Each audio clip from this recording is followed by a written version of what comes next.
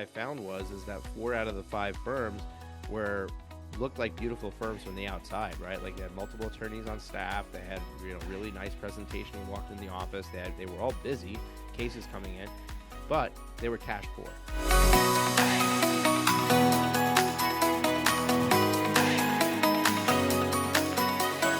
Well, hello and welcome to another amazing guest interview here on the Profit with Law podcast. I'm your host, Moshe Amsel, and I'm super excited for this conversation because it is my jam. Everybody knows that I'm the profit guy. I'm the tax guy. I'm like we're behind the scenes, behind the microphone, and everything else. At the end of the day, I am an accountant, and I love it when I have another accountant come on the show because we get to jam, we get to talk like geeks with each other, and you get to listen to the conversation. And hopefully play it down to a language that you can understand and run with and take action from. One of my business coaches once told me, he said, marketing, you never want to be more sophisticated in your marketing and in your language that a third or fourth grader can't read it or understand it.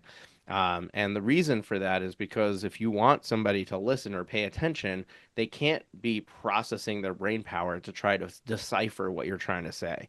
And accountants in general don't do a great job of that, right? Like we don't turn it into that fourth grade level conversation that you can understand.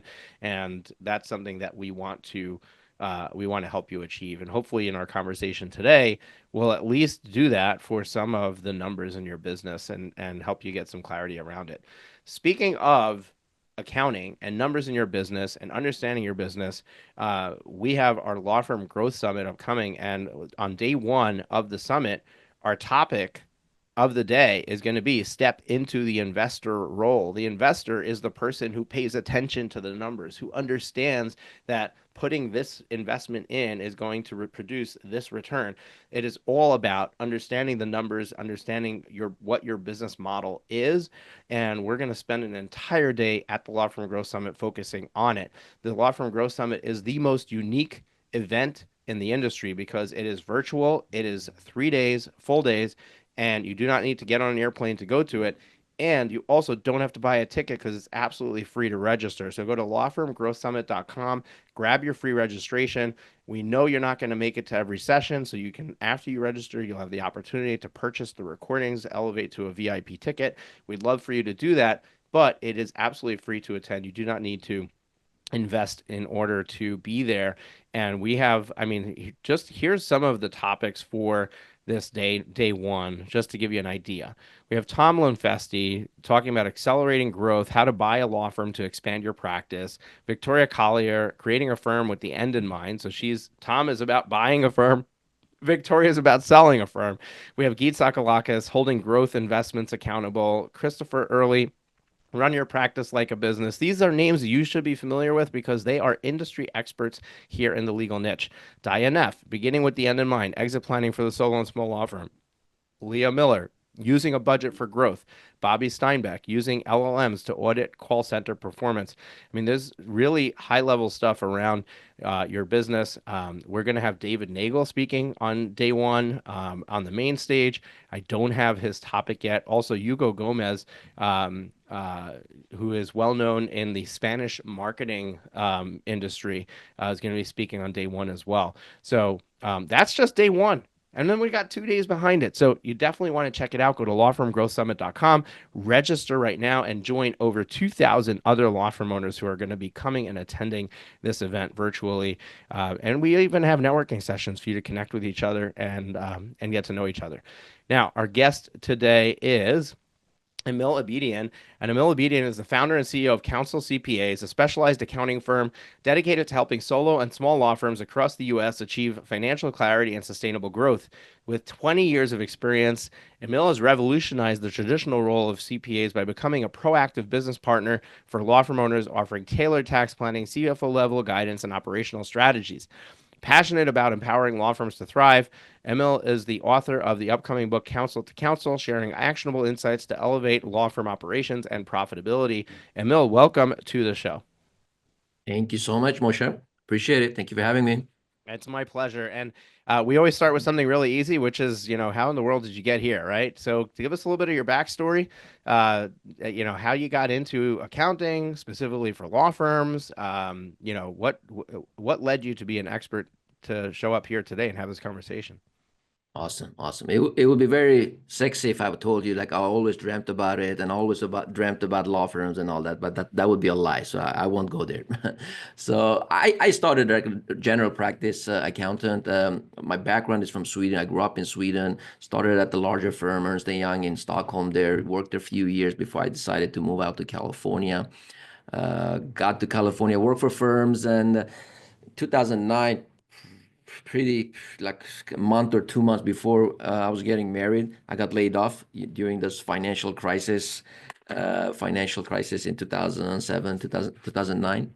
So after getting laid off, I said, you know what, the hell with this. I'm just going to start my own practice.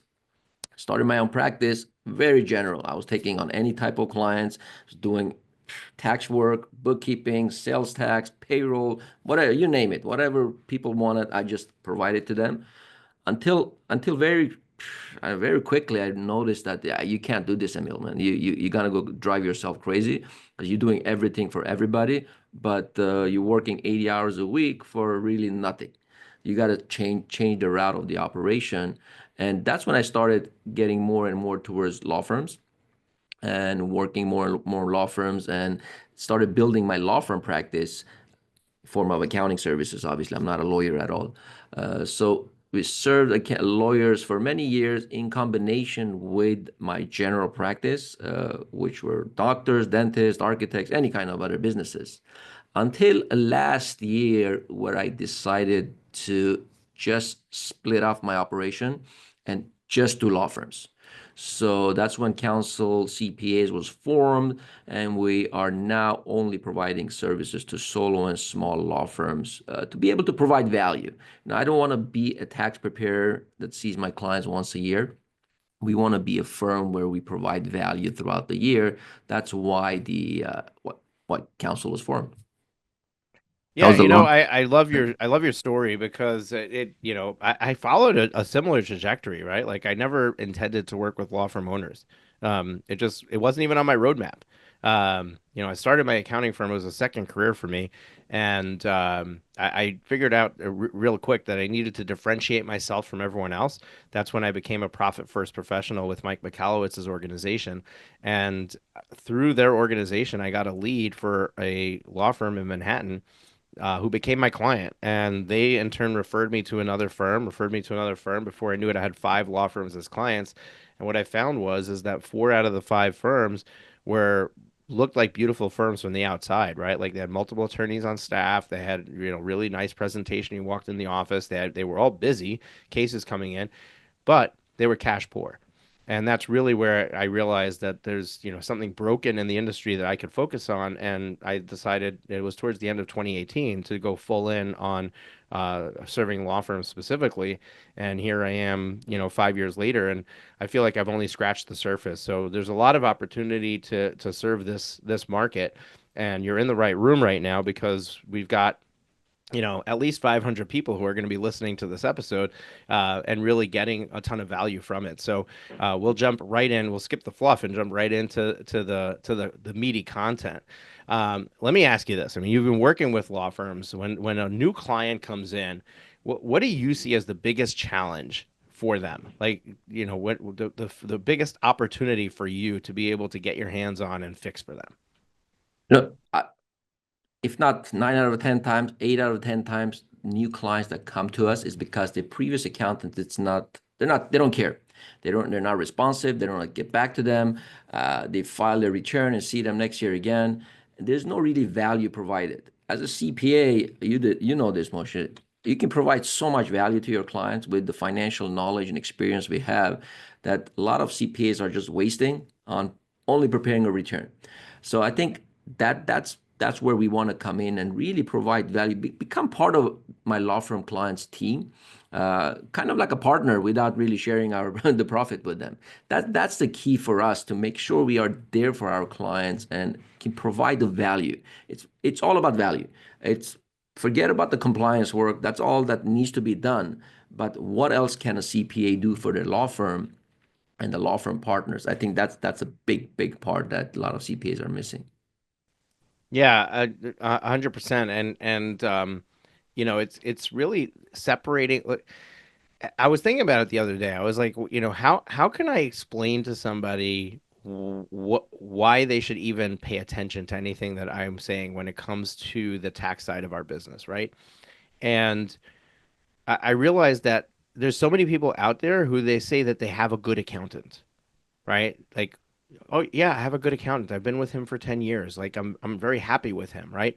Even if they're really not happy, right? But they just don't know, they don't realize they're not happy, or they don't know what else it could be, that they don't understand what they're missing. So I think it's kind of like we need to state the things that you do that they don't do, to kind of set the stage for, like, hey, you think you have a good accountant? Yeah, you're defining them as good because they actually do their job, right? They prepare your tax return. But what about the fact that you paid $50,000 in taxes when you could have only paid 30? You don't know that because you don't know any other way, right? But that's the thing that we need to highlight in order to demonstrate the value. So clients come in the door, they're very likely getting minimal services from their accountant. They're once a year clients, whatever it is. What are they looking for, or what are you able to provide when you go throughout the year that immediately sets the stage for a different type of relationship with them? Absolutely. It's really not very complicated. It's in reality, it's straightforward. It's the true business that a CPA need to provide, and we don't have to complicate it. A simple thing is, how often are you talking to your CPA? And a lot of time, the answer to that is once or twice a year, which in my opinion, it's way too little. Like once or twice a year, you hardly get to talk to each other. And what am I supposed to do for a client to talk by talking to them once or twice a year? That's why when we sign up a client, we set the stage and we tell the clients that this is what we think you need, because a lot of time clients don't know what they need. Because as you said, they've been working with their CPA for 10 years. The CPA has been preparing a return for them, and that's all they know. They don't know what else a CPA can do for them. So it's our responsibility, I think, as a CPA to really put the stage up and say, this is what I think you need. I need to do your bookkeeping or accounting monthly basis. I want to meet with you every quarter to really go over your financials, to explain these numbers to you, just in plain English. A lot of attorneys, as you know, they're great attorneys. They're aggressive in the courtroom. They're fantastic, but they never went to accounting school. They have no clue about what accounting and financial statements look like. So it's our responsibility to really break it down and make it easy for them to understand so they can make educated decisions about their business. And you mentioned it earlier, put your investor hat on. That's to help the law firm partners to really put the investor hat on, because that's important. They're not running a law firm as a hobby. They could have just taken a job and make $200,000-$300,000 at the firm and come home and pretty much be done when they're done with the day. But they decided to get into business, run an operation. I'm pretty sure most of them do it to make money. And without the investor hat, it's very difficult. So it's our responsibility, and that's what we do by setting the stage for them, putting the monthly bookkeeping together, providing financials, meeting with them every quarter at the very least. By the way, all our packages includes unlimited correspondence. So my client can call me, email me, text me anytime they want. And then that leads to the compliance work, which is the tax planning work, which is really the easy part. Preparing a return, you can take your return to H&R Block once we're done with the year. It's very easy. It's anything up to that point. The planning, the tax planning, which we do a lot of it, by the way, after October 15 deadline until end of December. It's a lot of tax planning. And that's when we can come in and show them, okay, you were paying $50,000. We can file a similar return for you. You can say pay 50,000 this year as well. But what if we do change a little bit? What if you do this? What if you invest in this investment that we have for you? Or what if you put into 401k or defined benefit? Or what if you put your kids on payroll? Or there are millions of different things that could be done, as you know. That's the benefit of having a CPA on their side, in my opinion. Yeah, 100%. I think if we pull back to something that you said earlier, which is, having your numbers every month and then every quarter and being able to look at those numbers, especially smaller firms who are, like they're just figuring business out, right? Like it's hard enough to figure out how to get the phone to ring, get clients in the door, and then serve those clients and have them be happy and not leave you one-star reviews on Google. But then on top of that, I also need to understand my numbers. Like, why? Why do I need to worry about my numbers? And the reality is that um, at the end of the day, if you ask the question of why did you get into this business in the first place? Why did you decide to start a law firm? The answer is usually I wanted the ability to make as much money as possible. I wanted the ability to be in charge of my time and be free to do what I want with my time. Or I wanted to raise the level of impact, right? I wanted to serve clients in a better way or something like that. Any of those three responses, which is typically why somebody would start their own firm, requires you to be successful. If you want more money, you have to be successful to make more money. If you want more time, you have to be successful to have people doing the work so that you're not the one doing the work, so that you free up your time. And if you want to increase how many clients you serve, the only way to do that is to serve more clients, which requires you to be able to financially do that, which means that you're making money. So at the end of the day, the entire reason that you started your firm is all driven by you making money. And if you don't understand your numbers and don't know if you're doing okay, don't know what's going on, then how could you possibly be able to achieve any of those? And that's Un- why I think that the work that you do, Emil, is so impactful for our clients because for our listeners, because the the threshold of success is to first know what's going on. Once you know what's going on, now you can see if something's broken and fix it. You can decide whether or not you can invest in XYZ thing, right? Whether it's marketing, whether it's hiring somebody. Any of those things requires you to have an understanding of your business. And what I do with my coaching clients in our elite coaching program, and by the way, if you are a solo looking to expand beyond yourself and are interested in getting some coaching around that, go to profitwithlaw.com/strategy session, and we'll do a free call with you to help you understand what your potential is. But in our elite program, we help you double your take home pay in 12 months. So when working with our clients, one of the things that we help them understand is the fact that you don't have the money to make that next investment isn't the barrier to making the next investment, right? Like if you understand, for me to grow my firm, I need to hire an attorney. But what stops law firms from hiring an attorney? I don't have the money. I can't see how I could pay an attorney $10,000 a month when I'm barely making $10,000 a month myself. How am I going to earn money, right? But when you put that investor hat on, you say, well, how does any other business hire somebody, right? Like if I were to open a 7-Eleven, how do I put somebody behind the counter?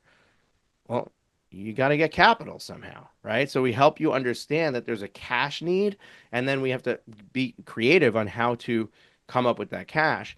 But most business owners, they just look at the bank account and say, there's not enough, there's not enough, there's not enough, and then they don't do anything about it and kind of sit there. So when you're working with clients and you're helping them to understand their numbers or know what they have, what does that conversation lead into? In other words, how do you help them now decipher that information? So it's very, very good point you brought in here. And sometimes it's the opposite, actually. Sometimes they think they have more money than they actually have. Just because they billing, oh my God, I sent out $100,000 of bill this month.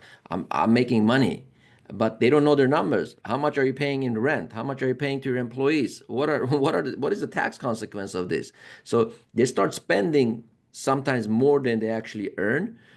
So it goes both way. Sometimes they don't have the money they're spending. Sometimes they have the money, but they're not spending because they don't know it. So it's our responsibility to really break down the numbers and say, hey, Moshe, this is what you're doing. You've generated $100,000 revenue this month, and this is just the revenue coming in. Uh, by the way, the $100,000 could just be bills going out. Did you actually collect $100,000? A lot of time, the answer to that is no, because it takes time for these small law firms to really collect on their bills. And we are part of that process when we help our clients with their billing to speed up their cash flow, because we could do the billing every 2 weeks or monthly, whatever the client prefers. But there is a study there with solo and small law firms typically don't bill on monthly basis. I think Clio had a study about that in their trend report, that it takes, I don't have the exact study there, but way longer than it should take for them to bill. So that's another component of it. How fast can you bring in the money that you're generated? And once you bring in the money, what are your expenses? You have your payroll, you have your employees, payroll taxes, rent, you have marketing. How did you bring in the $100,000? So when you break down those numbers and kind of in plain English, it has got to be very straightforward, because as you mentioned, not only the marketing, but I think also the accounting, you should break it down so that the fourth grader, maybe not fourth grader, but maybe an eighth grader should understand, because we got to keep in mind that lawyers are lawyers and accountants are accountants. And we should break it down so they understand our numbers. And to bring it back again, if you can't measure it, I don't think you can change it. It's like losing weight. I usually compare this with trying to lose weight. How are you going to lose weight if you don't know what your weight is and what your goal is? I'm 200 pounds right now. I want to get down to 180. I don't even know if I'm 200 pounds. So how am I going to get down to 180? I think that's a comparison. It's very straightforward. It's measure it and follow up, follow through, and just compare it to previous periods and just put small goals. I always work with my clients and just putting small mini goals. Hey, we don't want to go 5 years ahead of the game. That's not necessary. Let's just take a quarter at a time. Mini goals, get to the next point, and then we'll put new goals together. I think that's the key. It's straightforward. It's nothing complicated, but you got to do it. That's the key. You got to do it. I was in a one of Sean Callaghan's events recently, and I had him as a keynote speaker at our last Law Firm Growth Summit, and he had somebody on stage, and the person was giving their elevator pitch, and and then when he finished, he had the audience rate the person, what was it, a one, two, or three, and he told us what they were worth, right? And you clap if it's a one, clap if it's a two, clap if it's a three. And then he gave some input to the person on how he could improve it. And then he did it again. And then he did it again, right? And each time he rated better and better and better. And by the time that he was done, he was pretty close to being all threes. Maybe there was still some two laggards, right? And then he said, this just proves that when you measure something, you can improve it, right? And that's like, to your point, like when something is measured, when you have a number to look at, and this is what in our fractional CFO side of our business, the entire work that we do is helping our clients to identify the right things to measure to give their team KPIs so that they can understand how they're doing. And everything is about just getting people to improve their KPIs, because ultimately that's going to drive the direction of what you want. In Profit First, the book by Mike Michalowicz, he introduces this concept of bank balance accounting. Most business owners operate with bank balance accounting. I wake up in the morning and I check my bank account. If it's got money, we go spend it. If it doesn't have money, we don't go spend it. If we know we have to make payroll tomorrow, then all of a sudden we're like, oh my gosh, who can we call to collect and have somebody pay an invoice, right? That is no way to run a business. And what Emil is trying to tell us is like, if you know your numbers, we can get away from this bank balance accounting behavior. We can get to a place where we are doing things on clockwork and a schedule, and have that money coming in constantly, and then be making choices about what to do with that money, not based on what's in the bank account, which is false, right? What's in the bank account doesn't tell you what bills are coming up, what checks are outstanding, what taxes haven't been paid. That's a big one. Like, people, especially in their first year of business, if they're successful, right? You make $100,000. Nobody told you that you weren't paying taxes on that. And all of a sudden, you have a $30,000, $40,000 tax bill. Thirty to $40,000. You thought you made 100,000, but no, you didn't. But the money's gone. You spent it already. So now you're in trouble with the IRS in whatever state you live in because you can't pay your tax bill and you got to go on a payment plan, and thus the vicious cycle of owing taxes begins for the for the entrepreneur, right? If you're lucky and you lose money in the first year, then you don't get that. But then you also don't get the lesson, and therefore you'll make the mistake in year 2 or year 3. You got to have somebody like Emil in your corner, right? But more importantly, when we go back to what he was talking about, it all starts with having good practices in not just the tracking of the numbers, but the generation of the numbers. And I love where you went with the billing. The Clio Legal Trends Report is a gold mine for understanding what you should be doing in your firm or how you should be doing things differently. In a previous report, I think it was 2022 or 2021, they did a whole study on discounting. And they made the case for the fact that firms, rather than charging a higher hourly rate and then discounting behind it, should just charge a lower rate, um, and not do discounting. What is discounting? Discounting is when I'm about to do my billing cycle and I look through the time entries and I say, oh, this shouldn't have taken 3 hours. I'm only going to bill 2 hours. This shouldn't have taken 7 hours. I'm only going to bill five. This phone call should have been free. I'm not even going to bill for it, right? And basically shortchanging yourself on the work that you actually did that you're not even billing the client for. Then you send the bill to the client, and the client calls back and says, "Oh my goodness, I can't afford to pay this. This is way too high. We shouldn't. Why did we spend 5 hours on this? Why?" And then all of a sudden you're like, "Okay, how about if I lower your bill by 15% just to get paid?" Right? By the time we're done, what Clio found in their study, and this is not like they didn't make up the numbers, they went and they researched thousands of firms. I think it was 2,000 firms that they researched, and what they found was is that the significant drop in the actual input of time that went into the work and the actual amount that was collected was so significant that somebody who was charging 450 an hour ended up collecting 285 an hour. So their argument was if you would have just said your rate was 285 an hour, you would have got a lot more clients saying yes on the front end.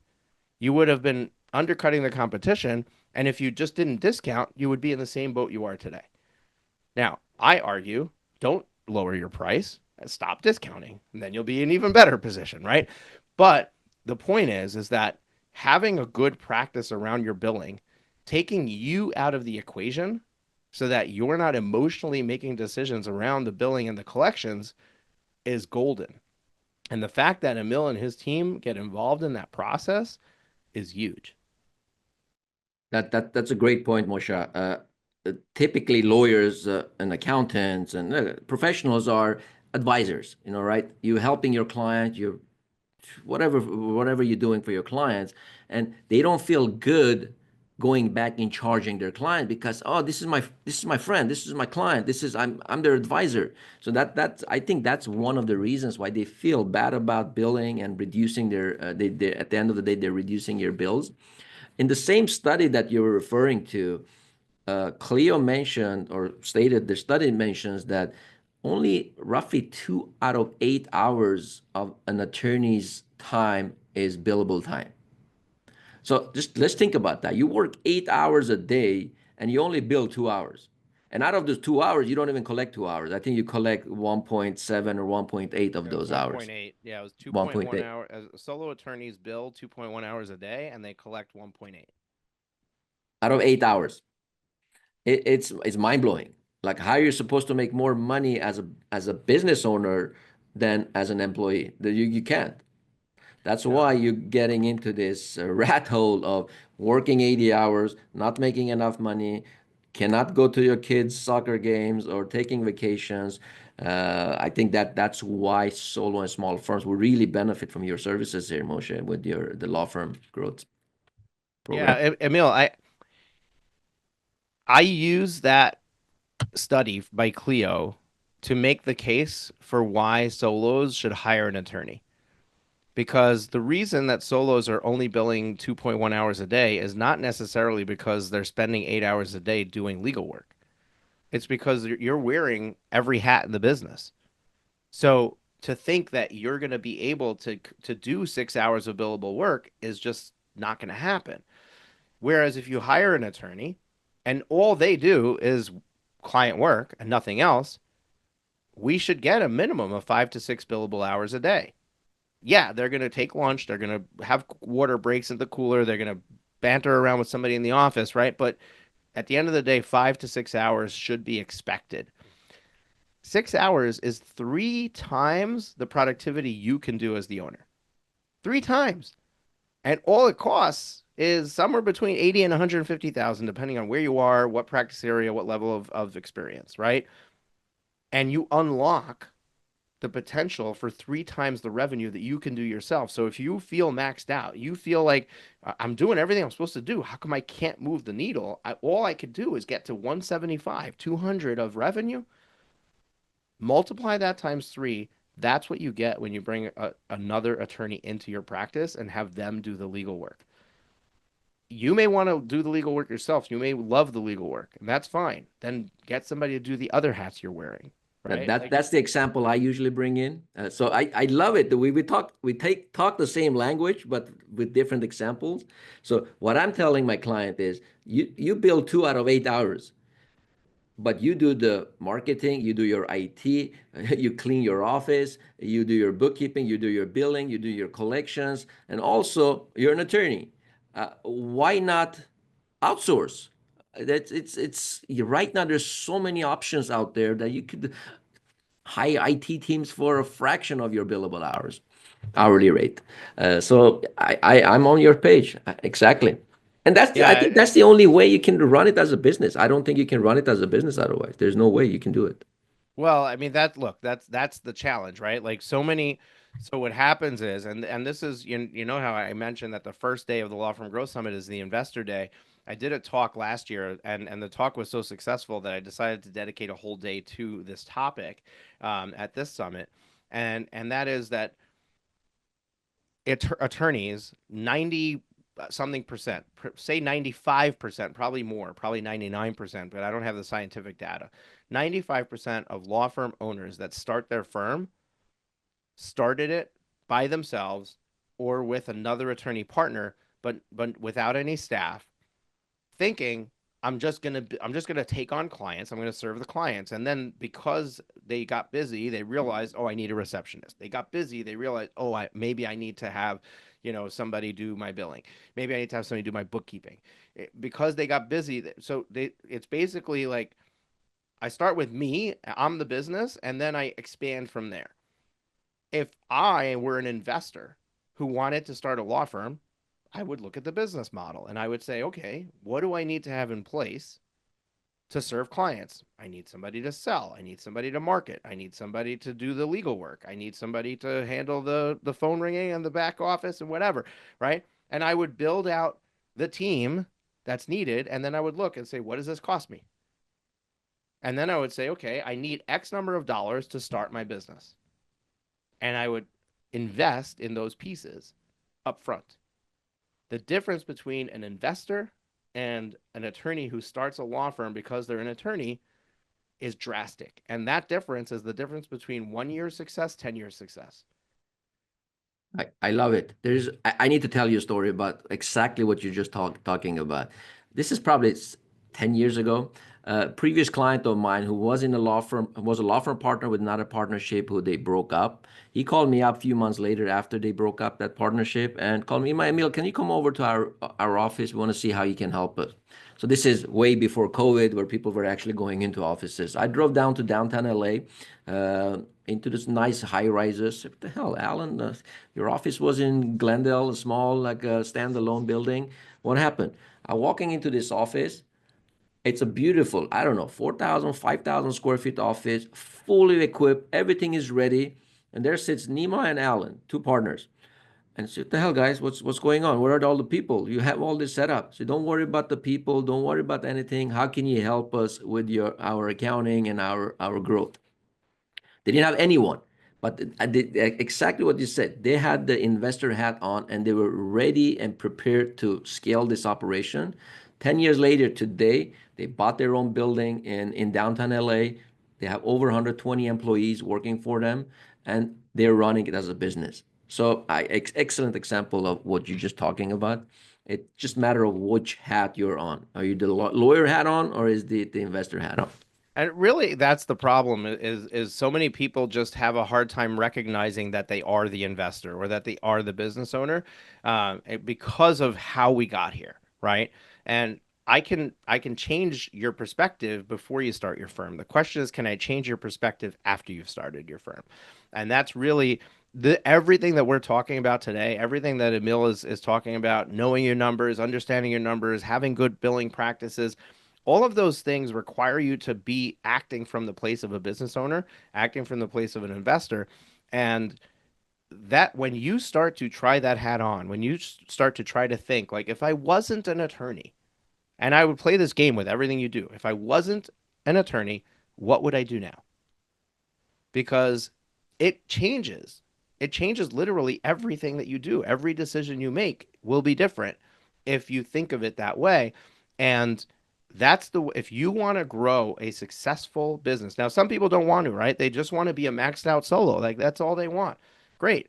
So when you get really busy, you could hire yourself a VA or an in-house, receptionist or whatever, like an assistant, and you can have you and one assistant, and you can run the 350 $400,000 revenue practice. You can take home 50%, take home $200,000 profit, and that could be the end for you. That's fine. There's nothing wrong with that. And Emil would and you can have a great relationship. But for those who have a bigger vision, you didn't just want to be a maxed out solo. Like that wasn't, because that's basically just replacing a paycheck and you pay yourself, right?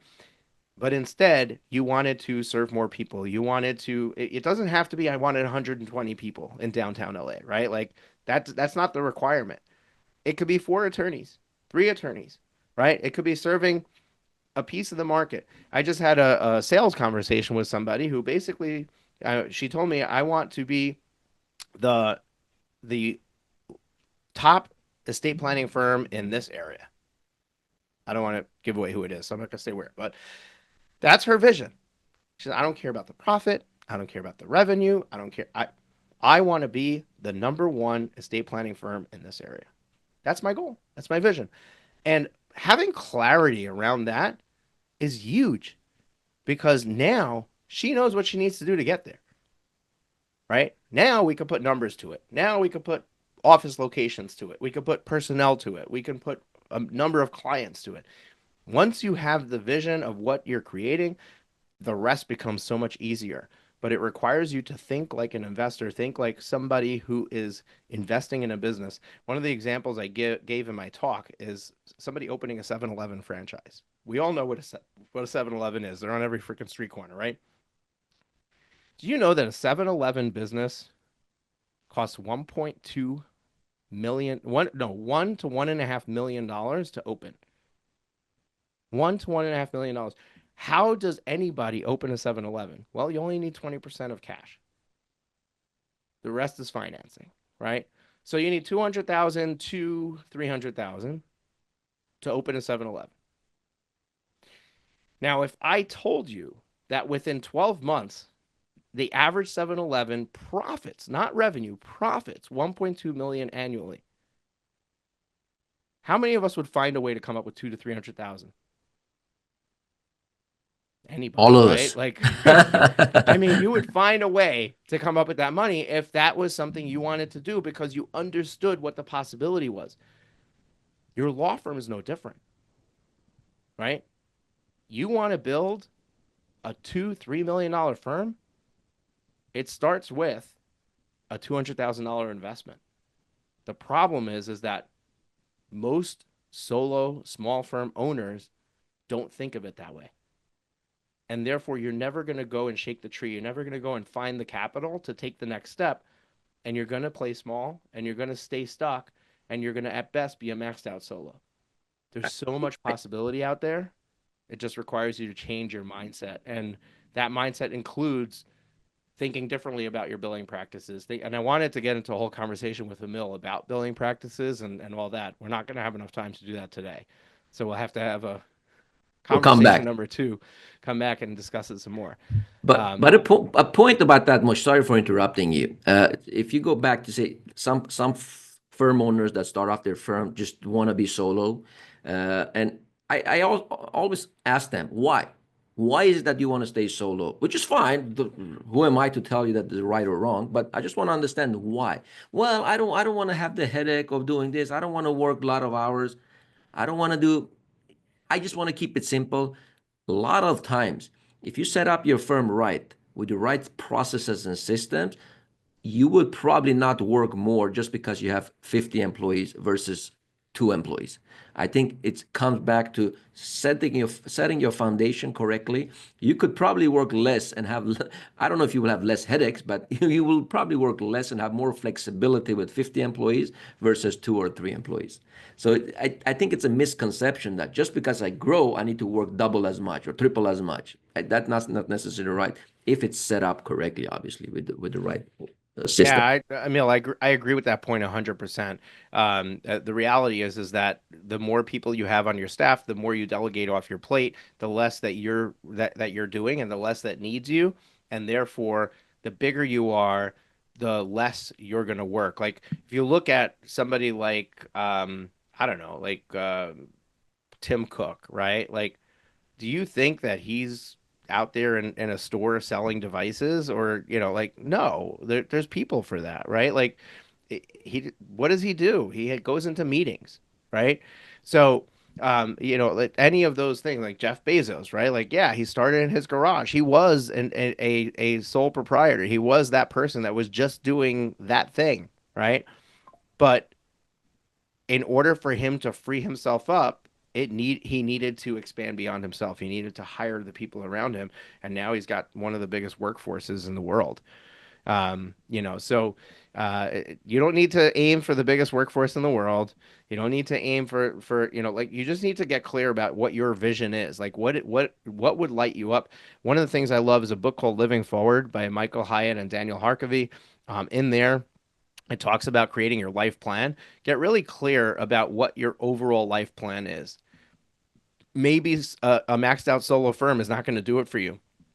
Maybe you'll have regrets if that's the way you end your life, right? Like I'm on my deathbed, I'm reflecting on how I lived my life. Am I going to be happy with that result? A lot of people, when we really get honest with yourself, that is not the thing that's going to be like, oh, wow, this is what I want to be known for. So then what do you want to be known for? Get clear about that and then start creating that. And I think that's really powerful and a great way for us to end. Emil, the way I end every episode is just one parting piece of advice or wisdom from you. How do people learn more about you if they want to get in touch with you, if they want to have a conversation? And before you answer that question, I just want to remind everybody that we have our Law Firm Growth Summit coming up. It's made up of 3 days. We broke up the days into specific topics this year. So day number 1 is think like an investor, not like a lawyer. Day number 2 is build your all-star team. And we're actually, because we don't have enough people on topics for that, we're actually going to venture into day 3's topics in the afternoon. And we're going to, on day 3, construct your client generation machine. So if you want to know how to bring in more clients, bring in more customers, if you want to know how to build a rock star team and how to really grow beyond yourself, if you want to think like an investor and actually do this in a faster, more efficient manner that is going to reap you rewards right away, then you want to attend the Law Firm Growth Summit. You want to book those 3 days on your calendar. It's free to attend. It's virtual. You don't have to get on a plane. And if you can't make it to all the sessions, you can purchase the recordings and catch up. And even if you're going to only make it to one session, find one that's like, I have to go to this session, and then grab your registration. So go to lawfirmgrowthsummit.com, register for free. We hope to see you there. Emil. Awesome. Thank you so much, Moshe. Piece of advice, very related to what we talked about. Run your firm as a business. You got into the operation, you open up your firm for a specific reason, and don't run it as if you're an employee of another firm. Run it as if you're your own boss, and don't just have a high paid, or even if it's a high paid job. Run it as a business, put the investor hat on, because the potential is huge. You can run this, you can do whatever. The legal industry is enormous, and you can do so much more than just being a solo, in my opinion. But again, it comes back to what you want and what you want for your life. How you can reach me? very straightforward. Our website is councilcpas.com. We are on Instagram, Facebook, LinkedIn. You can just Google, search me on LinkedIn. I'm very active on LinkedIn, Emil Abedian, my first and last name. And I would love to, if you want to message me, I would love to just chat and answer any questions anybody have. Awesome. Emil, thank you so much for being here, sharing your expertise. I love this conversation. I love having these types of conversations. Folks, if you experienced any sort of value from this episode, there's somebody out there who is another lawyer that you're friends with that has their own firm that can get something from this conversation. Grab the link to this episode and text it to them.